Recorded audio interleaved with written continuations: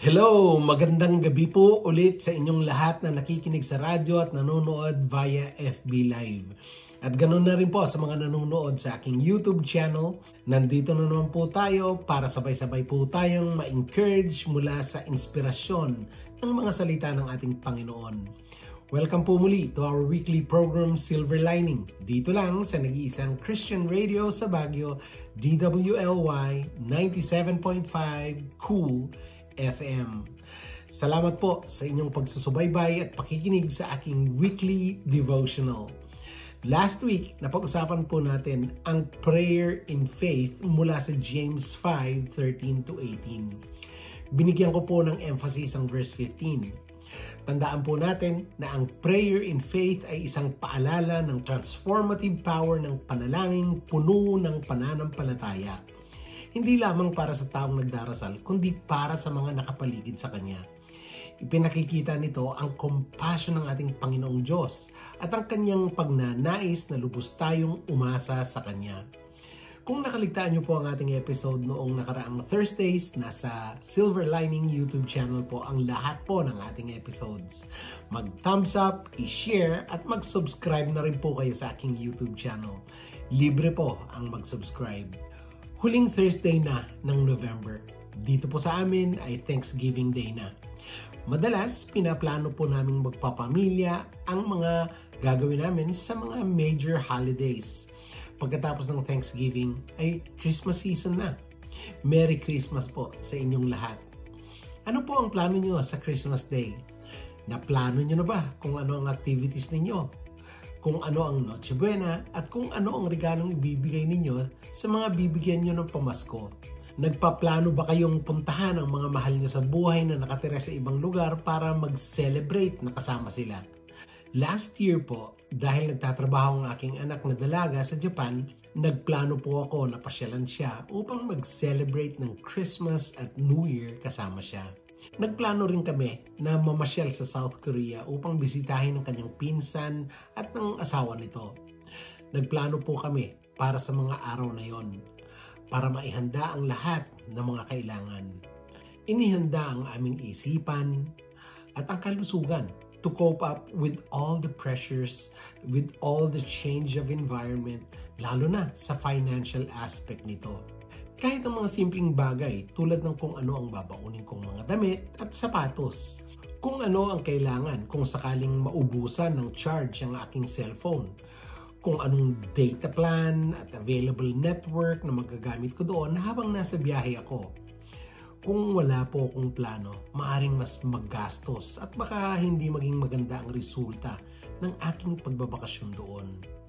Ang planning po o ang pagpaplano ay isang mahalagang bahagi sa buhay. Sabi nga sa Proverbs 21:5, good planning and hard work lead to prosperity, but hasty shortcuts lead to poverty. Noong naghahanap kami ng bahay na bibilihin dito sa Florida, dinala kami ng aming realtor sa maraming choices sa kanyang listahan ayon sa budget namin. Maraming ipinakita sa aming bahay. Merong isang bahay na naalala ko dahil sa ating pag-uusapan ngayong gabi. Meron kaming lumang bahay na nakita pero hindi ko maintindihan kung paano nila ito ginawa. Split level ang bahay. Merong malaking kwarto sa pinakababa na pwedeng gawing game room. Mula sa kwartong yon, may hagdanang pataas papunta sa maliit na sala at pagpunta mo naman ng dining room, merong 3 hagdan. At 3 hagdan ulit papunta naman sa kusina. Mula sa dining room, may hallway papunta sa maliit na pintuan. Pagbukas mo ng pinto, merong na namang 3 hagdan papunta sa garahe. Isang kotse lang ang pwedeng igarahe. Nakakalito at napakaraming level ng bahay. Nagtaka ako kung paano nila ginawa ito at kung ano ang purpose, bakit naging split level, pwede naman nilang gawing flat yung bahay. Tinanong ko yung realtor namin kung alam ba niya ang kwento ng bahay na iyon at kung bakit ganun ang design ng bahay. Sabi ng realtor, mukhang ginawa ang bahay na wala sa plano. So, obviously, hindi ito ang binili naming bahay.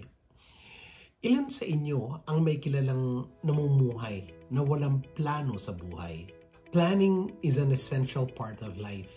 but how we approach it makes the difference. Ang verse na binasa natin sa gabing ito, ang Proverbs 21:5, emphasizes the value of thoughtful, purposeful planning and the diligence required to execute those plans. Tinawag tayo ng Diyos to approach life ng may intentionality, may patience at disiplina sa halip na nagmamadali sa mga desisyon ng walang maingat na konsiderasyon. Ano ang mga pangunahing aral na mapupulot natin sa ating verse ngayong gabi?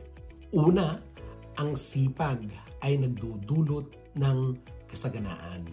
Ang maingat na pagpaplano at may consistency ay aligned sa biblical principles ng stewardship. Kapag naglaan tayo ng oras upang humingi ng patnubay ng Diyos, mag-set ng realistic goals at mag-commit sa trabaho o kailangang gawin. We honor God at ipinoposisyon ang ating mga sarili para sa mabungang mga resulta. Ano ang dapat natin gawin? Paano natin gagawin ito? Paano natin ito i-a-apply sa ating mga sarili? Ang pinaka-importante, ipanalangin ang iyong plano bago simulan ang mga ito.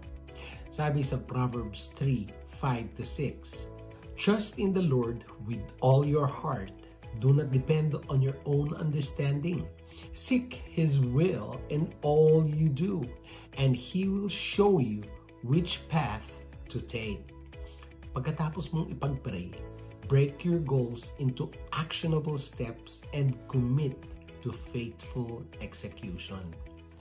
Pangalawa, huwag magmadali dahil ang nagmamadali ay nauuwi sa kakulangan. Ang pagkilos ng pabigla-bigla ay kadalasang nagre-resulta sa failure or missed opportunities. Ang padalos-dalos na mga desisyon ay maaring magpakita ng kawalan ng pagtitiwala sa timing ng Diyos or a desire for quick results na pwedeng mag-lead sa maraming failure at mas grabe pa, pagkabigo. Kung hindi ako dapat magmadali, ano ang dapat nating gawin? Maglaan ng oras upang suriin ang mga kahihinatnan ng iyong mga desisyon. Sabi nga sa Luke 14:28, "But don't begin until you count the cost. For who would begin construction of a building without first calculating the cost to see if there is enough money to finish it?" Iwasan din ang mga shortcut na makukompromiso ang integridad o kalidad. Pangatlo, purposeful planning involves aligning our goals with God's will. Kapag ang ating plano ay naka-align sa Kanyang salita at naglalayong maglingkod sa iba, ang mga ito ay nagpapakita ng eternal value sa halip na panandali ang tagumpay. Sabi rin sa James 1:5, "If you need wisdom, ask our generous God, and He will give it to you. He will not rebuke you for asking." Laging isik ang God's wisdom sa lahat ng desisyon. At lagi nating tandaan, mga kaibigan, ang pagpaplano ng may purpose is about more than just achieving success. It's about honoring our God sa pamamagitan ng kasipagan, ng pagtitiyaga, at alignment sa Kanyang kalooban. Pagtiwala sa Kanyang timing at provision habang ikaw ay gumagawa. At tandaan na ang tunay na kasaganaan ay nagmumula lamang sa ating Panginoon. Tara, pray na tayo. Heavenly Father, salamat po sa pagtuturo sa amin ng kahalagaan ng pagpaplano ng may kasipagan at purpose. Gabayan mo po ang aming mga puso to seek your will sa lahat ng aming mga ginagawa. At bigyan mo po kami ng karunungan upang makagawa ng mga decisions na ikaw ang napaparangalan. Tulungan mo po kaming maiwasan ang pagmamadali at iayon ang aming mga plano sa iyong eternal purposes.